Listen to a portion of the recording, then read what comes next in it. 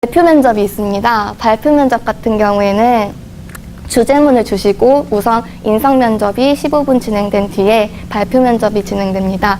이때 저 같은 경우에는 여러 질문을 받았지만 특히 사회 그 당시 그 해에 사회 이슈화 되었던 것들을 많이 질문하십니다. 저 때는 뭐였더라?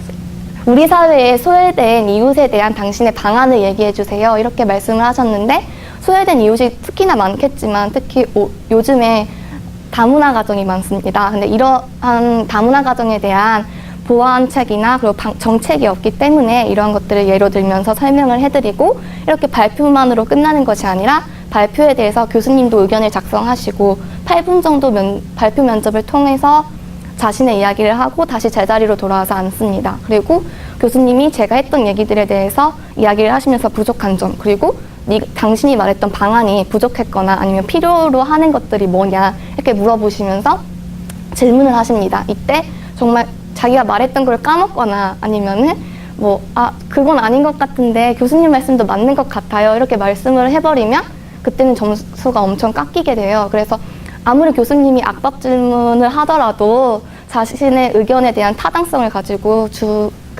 의견의 타당성을 가지고 꾸준히 자기의 입장을 지속한다면 더 좋은 점수를 받을 수 있을 거라고 생각합니다. 마지막으로는 상황 제시문 면접에 대해서 설명드리겠습니다.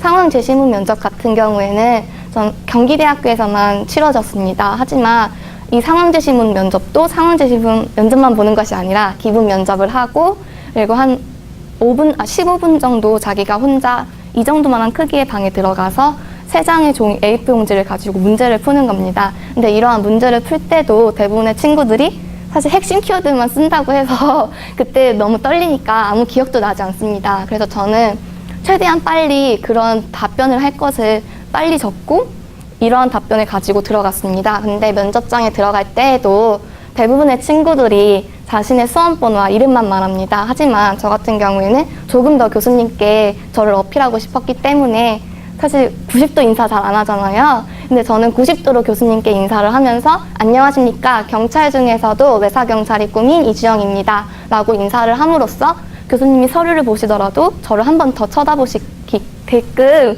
하였습니다. 이렇게 면접을 하고 상황 제시문은 3가지의 상황이 제시되었습니다.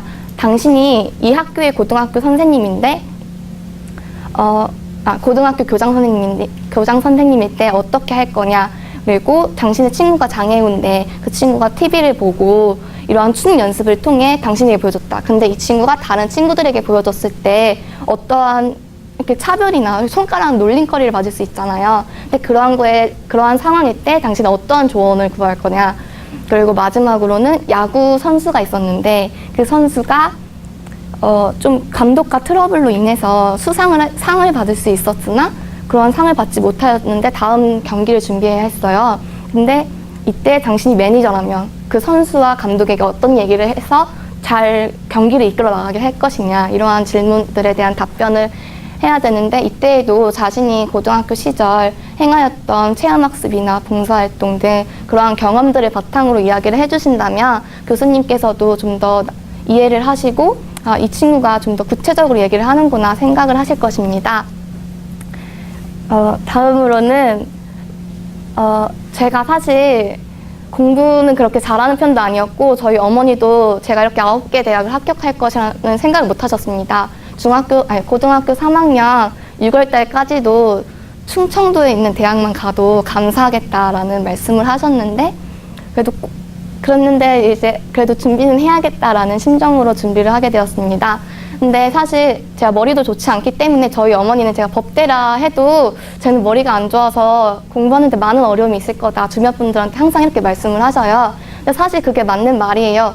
저도 제가 부족하다는 점을 알지만 또 그리고 고등학교에 올라올 당시 영어 단어를 아는 게 50개 정도밖에 없었어요. 그래서 하필이면 고등학교 1학년 담임 선생님께서 영어 선생님이었어요. 네.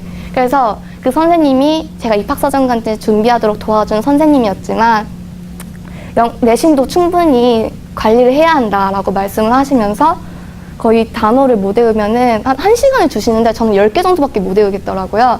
그러면은 한 하루에 38대씩 맞았었어요. 맞으면서 공부를 했었어요, 그때. 근데 이러한 제가 지금 현재 서울에 있는 법대를 다니고 있지 않습니까? 그러니까 여러분들은 더 가능성을 지닌 분들이라고 생각하기 때문에 포기하시지 않고 입학사정관제를 준비해 주셨으면 합니다. 감사합니다.